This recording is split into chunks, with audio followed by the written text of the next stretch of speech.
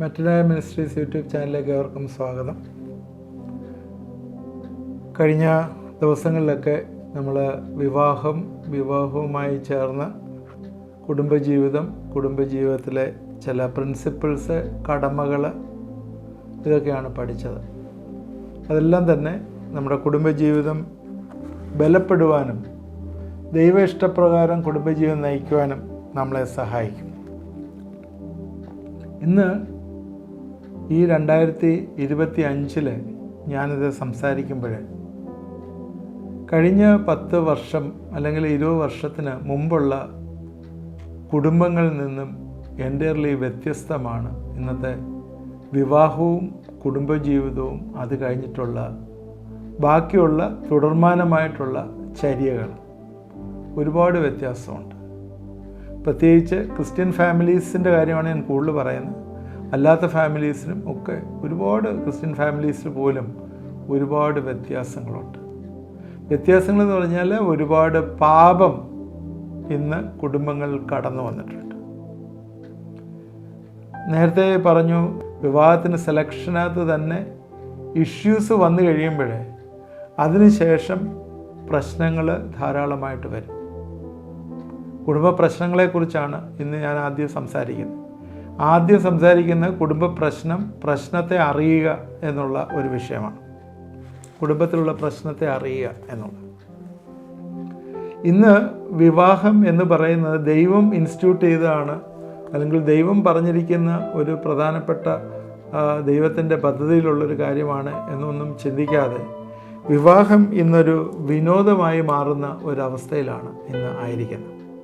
കാരണം അതിൻ്റെ പാർട്ടികൾ, അതിൻ്റെ എൻ്റർടൈൻമെൻറ്റ്സ്, അതുപോലെ ഒക്കെ കാണുമ്പോൾ നമ്മൾ ശ്രദ്ധിക്കുമ്പോൾ അറിയാം, ഒരു പാവനമായിട്ടുള്ള, അല്ലെങ്കിൽ ദൈവവും ഭാര്യയും ഭർത്താവും അല്ലെങ്കിൽ ദൈവവും കൂടെ ചേർന്ന് യോജിപ്പിക്കുന്ന ഒരു തിങ്കിങ്ങിലും കാഴ്ചപ്പാടിലും ഒന്നും അല്ല വിവാഹം നടത്തുന്നത് പോലും. പല വിവാഹങ്ങളും ഇന്ന് ക്രിസ്തീയ മതത്തിൽ തന്നെ വിശ്വസിക്കുന്ന പല വിവാഹങ്ങളും ഇന്ന് അവിടെ നടത്തുന്നില്ല. പലതും പുറത്തും രജിസ്റ്റർ ഓഫീസിലും ഒക്കെയാണ് നടത്തുന്നത് നമുക്കറിയാം. പല വിവാഹങ്ങളും പുരുഷനും സ്ത്രീയും നേരത്തെ ഒളിച്ചോടിപ്പോയി ഒരുമിച്ച് താമസിച്ച് ശേഷം വിവാഹം നടത്തുന്നതുകൊണ്ട് ചിലർ വിവാഹം കഴിച്ച് കുറേ കഴിയുമ്പോഴാണ് പേരൻസ് അറിയുന്നത്. ഇങ്ങനെയൊക്കെ ഉള്ളതുണ്ട്. ഇങ്ങനെയൊക്കെ ഒരുപാട് കാര്യങ്ങളുണ്ട്. ദീപ എന്ന് പറഞ്ഞ പെൺകുട്ടി ഒരു സമ്പന്ന കുടുംബത്തിൽ ജനിച്ചൊരു കുട്ടിയാണ്.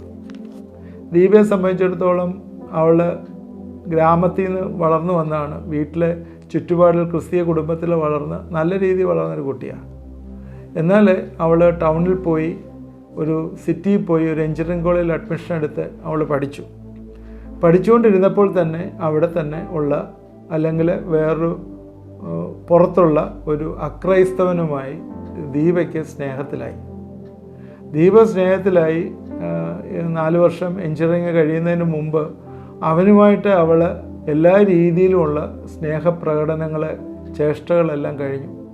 അവസാനം ഭവനത്തിൽ വന്ന് പറഞ്ഞു, എനിക്ക് അവനെ കല്യാണം കഴിക്കണമെന്ന് പറഞ്ഞു. ഭവനത്തിലെ ഒരു മോളേ ഉള്ളൂ. അവളെ അങ്ങനെ കെട്ടിച്ചു വിടാനായിട്ട് വീട്ടുകാർക്ക് താല്പര്യമില്ല. പക്ഷേ അവളുടെ സിറ്റുവേഷൻ ഇച്ചിരി വേഴ്സ് ആയിരുന്നു. എന്ന് പറഞ്ഞാൽ അവൾ വേറെ ആരെയും ഇനി അക്സെപ്റ്റ് ചെയ്യത്തില്ല എന്നുള്ളൊരു ചിന്തയിൽ അവനുമായിട്ടുള്ള കല്യാണം നടന്നു. കല്യാണം ആരും അറിയാതെ രഹസ്യത്തിൽ തന്നെ നടത്തി കൊടുത്തു. കാരണം അവൻ വേറൊരു കമ്മ്യൂണിറ്റിയിലുള്ളതാണ്. ഇവർ വലിയൊരു പ്രസ്റ്റീജിയസ് ആയിട്ടുള്ളൊരു ഫാമിലിയൊക്കെ ആയതുകൊണ്ട് ആ രീതിയിലൊക്കെയുള്ള കല്യാണങ്ങളൊക്കെ നടത്തി കൊടുത്ത് അവർക്കൊരു കുഞ്ഞുമായി 1 വർഷം കഴിഞ്ഞപ്പോഴാണ് ശരിക്കും അറിയുന്നത് അവന് വേറെ ഭാര്യയുണ്ട് എന്നറിയുന്നു. ഇതൊരു എക്സാമ്പിൾ ഞാൻ കോട്ട് ചെയ്തതാണ്. ഇതിൽ പറയുന്ന പേരുകളൊക്കെ അസംഷനായിട്ടുള്ള പേരുകളാണ്. ഞാൻ എന്താ ഇത് പറയാനുള്ള കാര്യമെന്ന് ചോദിച്ചാൽ, ഇന്ന് വിവാഹം ഒരു വിനോദത്തെ പോലെയാണ്. അവൻ പോയാൽ വേറൊരാളുണ്ട് എന്നുള്ള രീതിയിലാണ്. നമ്മൾ വിവാഹത്തിൻ്റെ കാര്യങ്ങൾ, അതിൻ്റെ പ്രിൻസിപ്പിൾസ് എല്ലാം നമ്മൾ പറഞ്ഞു. ദൈവം ഇഷ്ടം അല്ലാതെ യോജിക്കുന്ന വിവാഹത്തിൽ ഒരുപാട് പ്രോബ്ലംസ് വന്നു ചേരുന്നുണ്ട്. എന്നാൽ ദൈവഹിതപ്രകാരമുള്ളതിൽ പ്രോബ്ലംസ് ഇല്ലേ എന്ന് ചോദിക്കും. പ്രോബ്ലംസ് ഉണ്ട്. നേരത്തെ പറഞ്ഞു, അഭിപ്രായ വ്യത്യാസങ്ങളുണ്ട്. അതുപോലെ 2 ബാക്ക്ഗ്രൗണ്ടിൽ നിന്ന് വരുന്നവരാണ്, 2 പേഴ്സണാലിറ്റീസാണ്. അങ്ങനെയൊക്കെ വരുമ്പോൾ അവരെ ഒരുമിച്ച് വരുമ്പോൾ, ഒന്നും പരിചയമില്ലാത്തവർ ഒരുമിച്ച് വരുമ്പോൾ വാക്കുകൾ, അതുപോലെ അവരുടെ ചിന്തകൾ, പ്രവർത്തികൾ, അതുപോലെ സാമ്പത്തികമായിട്ടുള്ളത്, കുറ്റപ്പെടുത്തലുകൾ, ടെൻഷൻസ്, ഓഫീസിലെ ടെൻഷൻസ്, അതുപോലുള്ള ഇഷ്യൂസ് ഒക്കെ വന്നിട്ട് പ്രശ്നം എല്ലായിടവും ഉണ്ട് എന്ന് നമ്മൾ മറന്നു പോകും. ഈ പ്രശ്നം വരുമ്പോൾ ഈ ഉള്ളതുകൊണ്ട് ഇന്നത്തെ തലമുറയ്ക്ക് ഈ പ്രശ്നങ്ങളെ കൈകാര്യം ചെയ്യാനായിട്ട് അവർ പഠിച്ചിട്ടില്ല. പഠിക്കാത്ത കാര്യം എന്താണെന്ന് ചോദിച്ചാൽ, നേരത്തെ കൂട്ടുകുടുംബങ്ങളായിരുന്നു. വല്യപ്പച്ചനും അതിൻ്റെ മക്കളും അതുപോലെ ബ്രദേഴ്സും സിസ്റ്റേഴ്സും ഒക്കെ ചേർന്ന കൂട്ടുകുടുംബങ്ങളാവുമ്പോൾ ആ കൂട്ടുകുടുംബങ്ങൾ പല കാര്യങ്ങൾ ഇവർ കാണുകയും പഠിക്കുകയും ട്രെയിൻഡ് ആവുകയും ചെയ്തിട്ടുണ്ട്. ഇന്നത്തെ സിറ്റുവേഷൻ അതല്ല. ഇന്ന് കുഞ്ഞുങ്ങൾ പേരൻസുമായിട്ട് നിൽക്കുന്ന സമയം +2 വരെയുള്ള സമയങ്ങളാണ് പേരൻസുമായിട്ട് നിൽക്കുന്നത്. പിന്നീട് അവരെ സംബന്ധിച്ചിടത്തോളം അവർ ഹോസ്റ്റലിലായി, പ്രൊഫഷണൽ കോഴ്സിലായി, അത് കഴിഞ്ഞ് ക്യാമ്പസ് റിക്രൂട്ട്മെൻറ്റായി, ജോലിയിലൊരു ടീം പോലെ അങ്ങനെ അങ്ങ് പോവും. അത് കഴിഞ്ഞിട്ട് ആരെങ്കിലുമായിട്ട് ഒന്നുകിൽ വർക്ക് ചെയ്യുന്നവരുമായിട്ട് ബന്ധപ്പെട്ടോ അവർ തന്നെ കണ്ടുപിടിച്ചോ അല്ലെങ്കിൽ വീട്ടുകാർ കണ്ടുപിടിച്ചോ ഒക്കെ ഒരു കല്യാണം നടത്തി അങ്ങനെ അങ്ങ് പോയി കഴിയുമ്പോൾ അവർ ജീവിതത്തിൻ്റെ പരുക്കൻ മേഖലകൾ കൂടിയുള്ള എക്സ്പോഷർ ഇല്ലാതെ വരുന്നു. അങ്ങനെ നേരത്തെ കൂട്ടുകുടുംബമാണെങ്കിൽ അവിടെ അടിയും വഴക്കും അങ്ങോട്ടും ഇങ്ങോട്ടുമുള്ള ബഹളങ്ങളും എങ്ങനെ നേരിട്ടതും ഒക്കെ അവർ കണ്ടിട്ടുണ്ടാവും. ഇതൊന്നും ഇല്ലാത്തതുകൊണ്ട് ആ ഒരു രീതിയിൽ ഒരു ഡെവലപ്മെൻറ്റ് വരാത്തതിനാൽ ഈ കുഞ്ഞുങ്ങളെ സംബന്ധിച്ചിടത്തോളം അവർക്ക് അഭിപ്രായ വ്യത്യാസങ്ങളും അല്ലെങ്കിൽ സർക്കംസ്റ്റൻസസ്, അവരുടെ ചുറ്റുപാടുകൾ അവർക്ക് പ്രതികൂലമായി വരുമ്പോഴേ എങ്ങനെ പിടിച്ചു നിൽക്കണമെന്ന് അറിയാതെ വരുന്നു. അങ്ങനെ വരുമ്പോഴെന്താ സംഭവിക്കുന്നത്? പെട്ടെന്ന് തന്നെ രണ്ടുപേരും മാറുന്നു. കാരണം രണ്ടുപേരും പ്രധാനമായിട്ടും ഇൻകം ഉള്ളവരായിരിക്കും. അവർ മാറുന്നു. അവർ മാറിയിട്ട് ഒന്നുകിൽ വേറൊരാളിനെ ഡൈവേഴ്സായിട്ട് വേറൊരാളിനെ കല്യാണം കഴിക്കാൻ പോകുന്നു. യൂസ് ആൻഡ് ത്രോ എന്ന് പറയുന്ന പുതിയ സിസ്റ്റമല്ലേ, അതുപോലെ തന്നെ ആയിട്ടുള്ളൊരു സ്റ്റേജ് ആയിക്കൊണ്ടിരിക്കുകയാണ്. അപക്വമായിട്ടുള്ള ചിന്തകൾ, അപക്വമായിട്ടുള്ള പിന്നെ എല്ലാത്തിനും ഇപ്പോൾ സോഷ്യൽ മീഡിയ സപ്പോർട്ടും ഗൂഗിളും ഉണ്ടല്ലോ. ഗൂഗിളും സോഷ്യൽ മീഡിയ സപ്പോർട്ടുകളും നോക്കിക്കഴിയുമ്പോൾ അതിൽ കാണുന്നതെല്ലാം തന്നെ സത്യമാണെന്ന് വിശ്വസിച്ച് പലരും അതിൻ്റെ പുറകെ പോവുകയും ശാരീരിക, മാനസിക, ബൗദ്ധിക മേഖലകളിലെല്ലാം തന്നെ ഒരു പെർവേർഷൻ വന്നു കയറുകയും ചെയ്യുന്നു. ഇതുമായിട്ട് ബന്ധപ്പെട്ട് പിശാച് നല്ല കളി കളിക്കുന്നുണ്ട്. നേരത്തെ പറഞ്ഞ പോലെ അവനെ അറക്കാനും മുടിപ്പാനുമായിട്ടാണ് വരുന്നത്. അതുകൊണ്ട് അവൻ അതിനകത്ത് ഫെയ്ത്ത്ഫുള്ളാണ്. ആരൊക്കെ മുടിക്കണം, ആരൊക്കെ അറക്കണം എന്നുള്ളതൊക്കെ അവൻ നോക്കി വെച്ചിരിക്കുകയാണ്. അതവൻ ഫെയ്ത്ത്ഫുള്ളായിട്ട് ചെയ്യുന്നു. എന്നാൽ ദൈവത്തിൻ്റെ ഇഷ്ടം എന്ന് പറയുന്നത് നമ്മുടെ ശുദ്ധീകരണമാണ്. നിങ്ങൾ ദുർനടപ്പ് വിട്ടൊഴിഞ്ഞ് ഓരോരുത്തൻ ദൈവത്തെ അറിയാത്ത ജാതികളെ പോലെ കാമവികാരത്തിലല്ല വിശുദ്ധീകരണത്തിലും മാനത്തിലും താൻ്റെ പാത്രങ്ങളെ നോക്കിക്കൊള്ളട്ടെ എന്നാണ് ബൈബിൾ പറയുന്നത്. വിശുദ്ധ വേദപുസ്തകത്തിൽ അതിനെക്കുറിച്ച് പറയുന്നത് നമ്മുടെ ശുദ്ധീകരണത്തെക്കുറിച്ചാണ് പറയുന്നത്. ഇതൊരു വിനോദമാക്കി മാറ്റുക എന്നുള്ളതല്ല. പിന്നെ നമ്മുടെ ജീവിതം ഒരു ദൈവത്തിൻ്റെ സന്നിധിയിൽ പവിത്രമായ ഒരു ജീവിതമായിട്ട് സമർപ്പിക്കപ്പെടണം എന്നാണ് ദൈവം ആഗ്രഹിക്കുന്നത്. ഇതിന് വിരോധമായി പൊങ്ങുന്ന ധാരാളം കാര്യങ്ങൾ ഇതിനകത്തുണ്ട്. ആദ്യം ഞാൻ പറഞ്ഞ കാര്യം എന്ന് പറയുന്നത് പ്രധാനമായിട്ട് നമ്മുടെ സെലക്ഷനകത്തുള്ള പ്രോബ്ലമാണ്. ഈ സെലക്ഷനകത്തുള്ള പ്രോബ്ലം ഇഷ്യൂസ്, അതിനകത്ത് ഒത്തിരി ഇഷ്യൂസ് വരുമ്പോഴത്തേക്ക് അതുമായിട്ട് റിലേറ്റ് ചെയ്ത് ഒരുപാട് ഇഷ്യൂസ് ഉണ്ട്. എന്നുവെച്ചാൽ ഭാര്യയും ഭർത്താവും തമ്മിൽ കർത്താവിനെ അറിയാത്തവരാണെങ്കിൽ, ദൈവത്തെ അറിയാത്തവരാണെങ്കിൽ അതുമായിട്ട് റിലേറ്റ് ചെയ്ത് ഒരുപാട് ഇഷ്യൂസ് ഉണ്ട്. പിന്നെ നമ്മൾ കാണുന്ന നമ്മളിപ്പോൾ ഈ കേരളത്തിൽ 28 ഫാമിലി കോർട്ടാണുള്ളത്. 28 family court. ഈ 28 ഫാമിലി കോർട്ടിൽ 2022 സ്റ്റാറ്റിസ്റ്റിക്സ് പ്രകാരം 75 ഡൈവേഴ്സ് പെറ്റീഷൻ ഒരു ദിവസം വരുന്നുണ്ട്. ഒരു ദിവസം 75 ഡൈവേഴ്സ് പെറ്റീഷൻ വരുന്നുണ്ട്. 2016 നമ്മുടെ കേരളത്തിലെ 19,233 കേസായിരുന്നെങ്കിൽ 2024 ആയപ്പോഴത്തേക്ക് അത് 29,000 കേസ് ആയിട്ടുണ്ട്.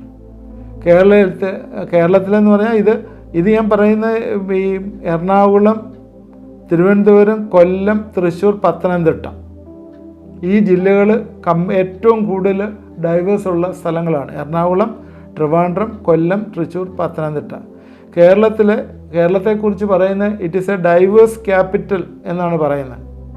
അതിൽ കേരളത്തിൽ തന്നെ ഇപ്പോഴത്തെ സ്റ്റേറ്റസ് അനുസരിച്ച് 1.96 lakhs 1,96,000 ഡൈവേഴ്സ്ഡ് വുമൻ എന്ന് വെച്ചാൽ വിവാഹമോചനം നേടിയ സ്ത്രീകൾ ഇന്ന് കേരളത്തിലുണ്ട് 1,96,000 പേര്. ഇതൊക്കെ ഒരു ലേറ്റസ്റ്റ് ആയിട്ടുള്ള ഈ കണക്കുകളാണ് ഈ പറയുന്നത്.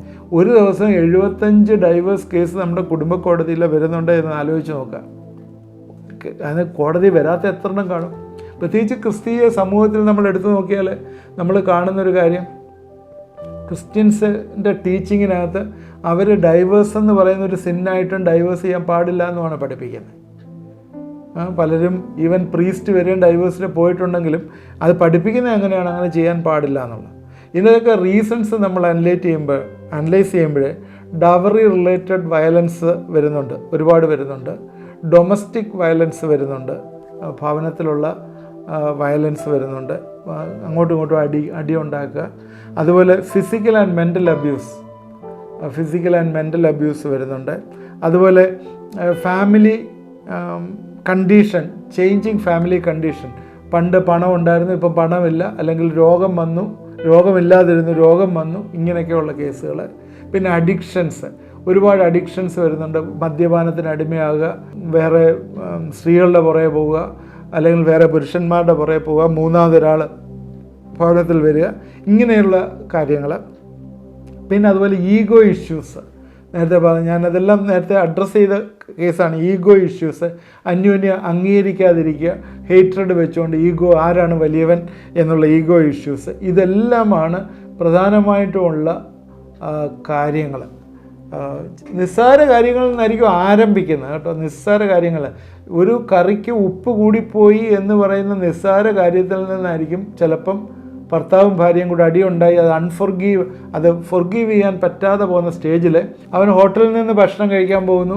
പിന്നെ ഹോട്ടലിൽ ഭക്ഷണം കഴിച്ച് കുറേ കഴിഞ്ഞിട്ട് വേറെ സ്ഥലത്ത് താമസമാക്കുന്നു, സെപ്പറേഷൻ ആവുന്നു, ഇവർ തമ്മിൽ മിണ്ടാട്ടമില്ല, വല്ലാത്ത സ്റ്റേജിൽ പോകുന്ന ഒരു സ്റ്റേജിലേക്ക് വരുന്നു. ഒരു കേസ്, ഡൽഹിയിലുള്ളൊരു കേസ്, ഭാര്യയും ഭർത്താവും 2 കുഞ്ഞുങ്ങളും ഉണ്ട്. എപ്പോഴും ഭാര്യ മുഖാന്തരമാണ് ഈ ഭർത്താവിന് ഈ ദോഷം വരുന്നതെന്ന് ആരോ പറഞ്ഞു കൊടുത്തു. നോക്കിയാണ്, ആ കുടുംബത്തിൽ നടന്ന കാര്യമാണ്.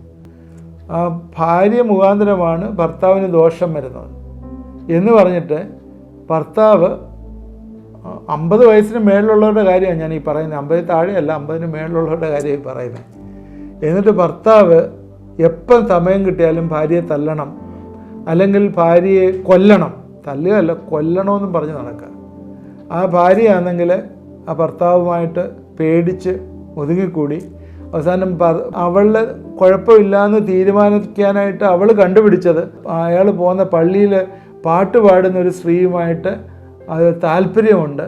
അതുപോലെ ഭർത്താവ് ഒരു സ്കൂളിൽ പഠിപ്പിക്കുകയാണ്, അവിടെ ചില ടീച്ചേഴ്സുമായിട്ട് താല്പര്യമുണ്ട് എന്നൊക്കെയുള്ള പുതിയ കണ്ടുപിടുത്തങ്ങൾ ഈ സ്ത്രീ കണ്ടുപിടിച്ചിട്ട് അവർ അതിനെ എങ്ങനെയെങ്കിലും അത് ശരിയായി വരുന്ന ഇത് പിള്ളേരും ഈ അമ്മയെ അടിക്കുന്ന പിള്ളേർ കണ്ടുകൊണ്ടിരിക്കുക. മൂത്ത മോന് 25 വയസ്സുണ്ട്, ഇളയ മോന് 18 വയസ്സുണ്ട്, ഈ 2 മോനുണ്ട്. മൂത്ത മോൻ ഇപ്പം വീട്ടിൽ വരാത്തൊരു സ്റ്റേജാണ്. അവന് IT-യിൽ എന്തോ ജോലി കിട്ടി, അവൻ വീട്ടിൽ വരുന്നില്ല. ഇളയ മോന് അമ്മയോട് ദേഷ്യമാണ്. ആ ഭവനത്തിൻ്റെ ഒരു സിറ്റുവേഷൻ ഒന്ന് നോക്കി എന്താണെന്ന്. ഇത് ശരിക്കും പിശാച് കളിക്കുന്ന ഒരു ഭവനമാണ്. ഇവിടെ എവിടെയാണ് വിവാഹം? നമ്മൾ പറയുന്ന വിവാഹം സ്വർഗത്തിൽ, മോചനം ഭൂമിയിൽ.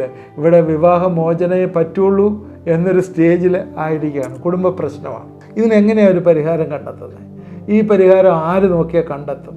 ആരെങ്കിലും പറഞ്ഞാൽ, അല്ലെങ്കിൽ കൗൺസിലേഴ്സ് പറഞ്ഞാൽ അവർ കേൾക്കത്തില്ല. ഓരോരുത്തർ അവരുടെ പിടിച്ചിരിക്കുന്ന, ഞാൻ പിടിച്ച പുളിങ്കമ്പാണ്, അത് ഒരിക്കലും പൊട്ടത്തില്ല എന്ന് പറഞ്ഞ് ഇങ്ങനെ വിശ്വസിച്ചിരിക്കുക.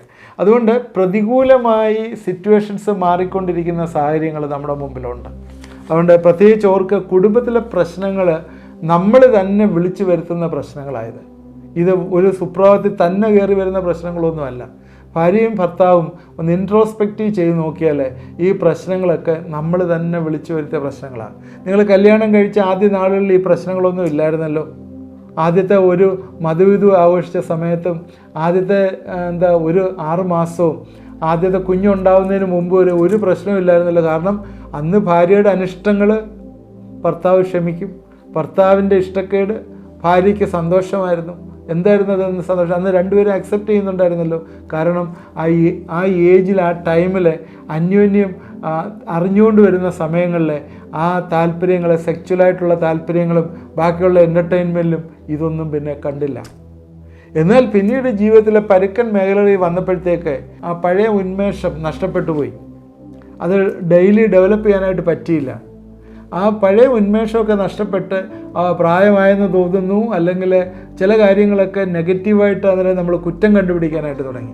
അതിന് ഒത്തിരി റീസൺസ് ഉണ്ട്. അത് നമുക്ക് അടുത്ത എപ്പിസോഡിൽ നമുക്ക് ഇവാലുവേറ്റ് ചെയ്യാം. നമ്മൾ കുടുംബ പ്രശ്നങ്ങളെക്കുറിച്ചാണ് പറയുന്നത്. നിങ്ങളിത് ശ്രദ്ധയോടെ കേൾക്കണം. അടുത്ത തുടർമാനമായി നമ്മളിത് പറയും. ഇതിലേതെങ്കിലും ഒരു പ്രശ്നം നിങ്ങളുടെ കുടുംബത്തിലുണ്ടെങ്കിൽ അതിൽ നിന്ന് രക്ഷപ്പെടാനായിട്ടുള്ള മാർഗ്ഗം നമ്മൾ പറഞ്ഞു തരും. തീർച്ചയായും ദൈവം നമ്മളെ അനുഗ്രഹിക്കും. ഇത് കേൾക്കുക, തുടർമാനമായി കേൾക്കുക. കുടുംബ പ്രശ്നങ്ങളിൽ നിന്നൊക്കെ രക്ഷപ്പെടാനുള്ള മാർഗ്ഗങ്ങൾ കണ്ടുപിടിക്കുക. അതിനൊരു ഷോർട്ട് കട്ടല്ല ഡൈവേഴ്സ് എന്ന് പറയുന്ന. ഡൈവേഴ്സിൽ ആരെങ്കിലും പോയിട്ടുണ്ടെങ്കിൽ, ഇത് വാച്ച് ചെയ്യുന്നവരുണ്ടെങ്കിൽ ഇത് ശ്രദ്ധിക്കുക. നമുക്ക് ഇനിയും നമ്മുടെ സമയം തീർന്നിട്ടില്ല. ഇനിയും നമുക്ക് മടങ്ങി വരാനുള്ള സമയമുണ്ട്. നമുക്ക് പ്രാർത്ഥിക്കാം. ദൈവമായ കർത്താവെ, ഇത് കണ്ടുകൊണ്ടിരിക്കുന്ന പ്രിയപ്പെട്ടവരെ ഞങ്ങളെ ഏൽപ്പിച്ച് പ്രാർത്ഥിക്കുന്നു. കർത്താവെ, പ്രശ്നം കർത്താവെ കൊണ്ടുവരുന്നത് പിശാചാണ്. ഏതെങ്കിലും രീതിയിൽ അവൻ കലഹം കൊണ്ടുവരുന്നു.